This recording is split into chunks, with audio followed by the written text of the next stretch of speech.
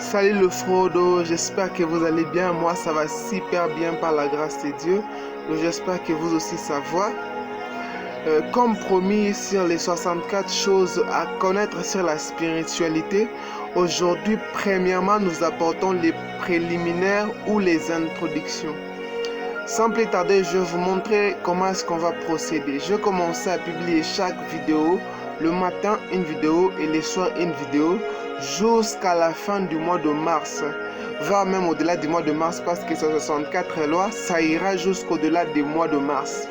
Mais maintenant, là, je vais commencer avec les notions et la base de la spiritualité en général.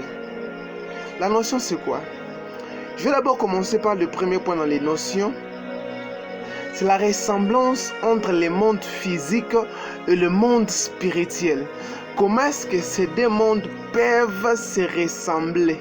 Ces deux mondes apparaissent semblables parce que il semble être que non, ces mondes sont limités. Comme le monde où nous sommes actuellement semble être limité. Si tu regardes aussi le monde spirituel ou le monde des esprits, très bien, ce monde-là aussi semble être limité, mais ce n'est pas le cas. La deuxième des choses, c'est quoi? Tu ne peux pas devenir spirituel sans l'amour, l'unité, la paix intérieure avec toi-même. Il n'existe pas d'homme spirituel sans l'amour. Il n'existe pas d'hommes spirituels qui n'ont pas la paix intérieure. Il n'existe pas d'hommes spirituels qui ne sont pas unis. S'il y a la division quelque part, sache que non, là-bas, il n'y a pas d'hommes spirituels. La troisième des choses que vous devez retenir dans les notions, c'est quoi? Les lois spirituelles collaborent et peuvent parfois se ressembler.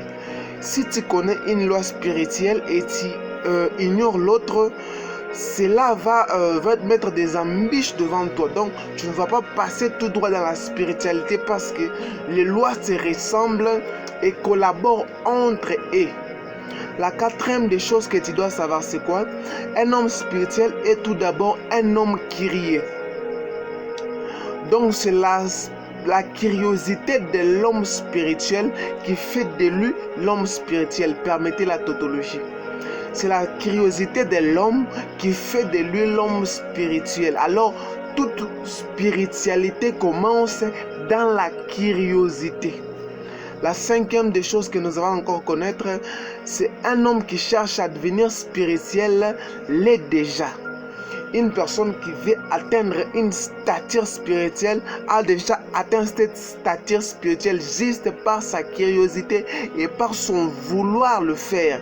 Il a déjà atteint sa spiritualité qu'il veut. La sixième des choses, c'est un homme spirituel ne prononce pas n'importe quoi de sa bouche. Il ne pense pas sur n'importe quoi et maîtrise ses bouches. Quand je parle de bouche, vous devez comprendre que je parle de la bouche d'en haut et la bouche d'en bas en même temps. Pour ceux qui veulent souvent prendre les références bibliques, j'aimerais vous donner des livres de la Bible. Là, nous sommes dans le livre de Matthieu, le chapitre 5, le verset 3. Il est écrit: « Errez les pauvres en esprit, car le royaume de cieux est à eux. » Et je vais aussi vous donner Galates, le chapitre 5, le verset 16. Il est écrit: « Je dis donc, marchez selon l'esprit et vous n'accomplissez pas le désir de la chair. » C'est les deux passages fondamentaux que je vais prendre pour exploiter pendant plusieurs jours la spiritualité et les 64 lois spirituelles ou les 64 choses qui régissent la spiritualité. Les 64 choses ne sont pas des limites, mais ce sont les quelques points et quelques lois que j'ai choisis au hasard pour argumenter ce mois de mars. Mars, c'est ton temps, alors apporte tes oreilles, on va en parler davantage. Le développement. La spiritualité commence lorsque l'homme comprend qu'au-delà des réalités physiques, il en existe aussi d'autres réalités qui sont spirituelles. C'est à ce moment-là que la spiritualité débute. Donc quand l'homme s'aimait, il se dit dans ma tête, je ne comprends pas ce qui m'arrive dans ma vie réellement. tellement que j'avais placé ça depuis mon enfance et comme ça s'accomplit vraiment, il y a les distinguos de diversité terrible. Alors, au-delà de tout ce que je suis en train de passer, il y a quelque chose qui bloque parfois. C'est à ce moment-là qu'est née la véritable spiritualité. Le deuxième point pour le développement, le monde spirituel est un monde d'équipés yayo. Quand tu rentres dans le monde spirituel, les Congolais ont bien compris ce que j'ai dit. Quand tu rentres dans le monde spirituel, tu as une mission que tu dois faire. Tu as une mission que tu dois accomplir et tu as des pas que tu dois suivre pour le faire. Tu n'es dans le monde spirituel pour faire ce que tu dois faire. Tu n'es pas là pour tout le monde.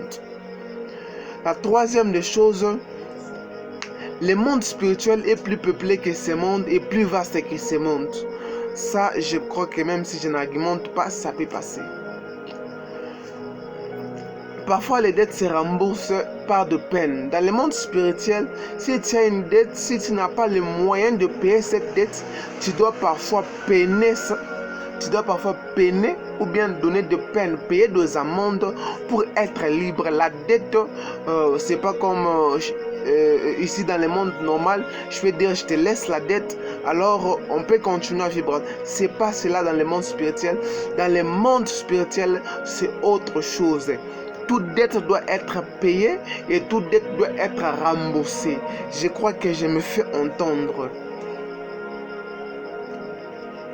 Le monde physique est une copie du monde actuel.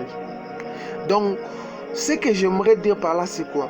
Vous voyez tout ce que nous passons dans le monde actuel, tout ce qui nous arrive dans le monde physique est les copies de quelque chose qui s'est déjà passé dans le spirituel.